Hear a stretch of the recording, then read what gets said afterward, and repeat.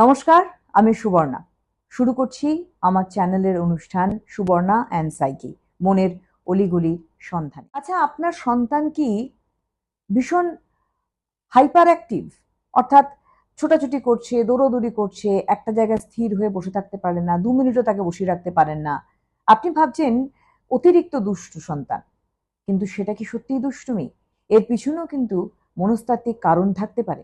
মনোবিজ্ঞানের ভাষায় এই সমস্যাকে বলা হয় হাইপার অ্যাক্টিভিটি, অর্থাৎ একটা শিশুর মস্তিষ্কের সক্রিয়তা বেশি থাকে, অতিরিক্ত ছুটছে, পড়াশোনায় অমনোযোগী, জেদ করছে বাচ্চা।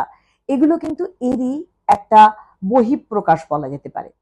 প্রথমে দেখুন যে শিশুর বয়স কত, সে কতক্ষণ সময় মোবাইলকে দেয় এবং সে কতক্ষণ ঘুমোয়, এর উপর ভিত্তি করেই কিন্তু আপনাকে স্টেপ বাই স্টেপ এগোতে হবে। আপনি ভাবছেন যে আমার বাচ্চা ভীষণই চঞ্চল, তাই তাকে বকাঝকা করে আমি কন্ট্রোল করব। এটা একদম ভুল চিন্তা ভাবনা। এখান থেকে বেরিয়ে আসতে হবে। সবার আগে বুঝতে হবে বাচ্চাটি কেন এত অতি সক্রিয়, কেন জেদি, কেন একটা জায়গায় স্থির থাকতে পারে না, কেন অমনোযোগী। সেটা প্রথমত বেশ কিছু পদ্ধতি রয়েছে, যে পদ্ধতি আজকে আপনাদেরকে আমি জানাবো। হাইপার অ্যাক্টিভ একটা বাচ্চাকে কন্ট্রোল করতে গেলে সবার আগে আমরা জানি যে অভিভাবকদেরও কিন্তু ট্রেনিং দরকার, অর্থাৎ প্যারেন্টস ট্রেনিংও কিন্তু প্রয়োজন রয়েছে। মনোবিজ্ঞানীরা যেটা দিয়ে থাকেন, তাদের সঙ্গে কথা বলে থাকেন। প্রথমত হচ্ছে পজিটিভ ইনফোর্সমেন্ট, অর্থাৎ একজন অভিভাবক সেই শিশুকে, সেই হাইপার অ্যাক্টিভ চাইল্ডকে ভালো কোনো কাজ করলে তাকে বাহবা দেবেন। যেমন আমি টোকেন ইকোনমির কথা বলেছিলাম, বাহবা দেবেন এবং তার সঙ্গে সঙ্গে তাকে প্রশংসা করবেন। শুধুমাত্র দুটোর মধ্যে ফারাক হচ্ছে, টোকেন ইকোনমিতে ধরুন স্টিকার দিচ্ছেন, সে স্টিকারগুলো জমাচ্ছে, একটা টাইমে তার কাছে অনেকগুলো স্টিকার হয়ে গেল, সে আনন্দ পেল। এখানে ইকোনমি মানে পয়সা ভাববেন না। 2 নম্বর হচ্ছে টাইম আউট।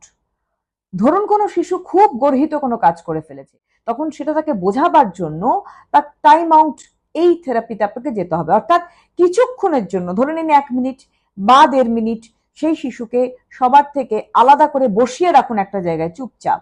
তাকে রিয়েলাইজ করতে দিন যে সে অন্যায় করেছে।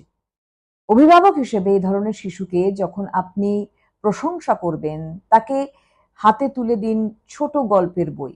যে বই পড়ার অভ্যেস আমাদের একেবারেই চলে গিয়েছে মোবাইলের যুগে দাঁড়িয়ে, সেই বই হাতে তুলে দিন, যাতে সে পড়ার অভ্যেস করতে পারে, ধীরে ধীরে মনোযোগী হয় বইয়ের প্রতি। এটাও কিন্তু একটা বিশাল বড় থেরাপি।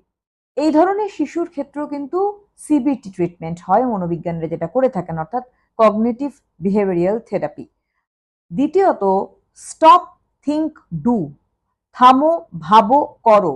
এই যে একটা পদ্ধতি, এই পদ্ধতিতে শিশুকে ট্রেন্ড করা হয়।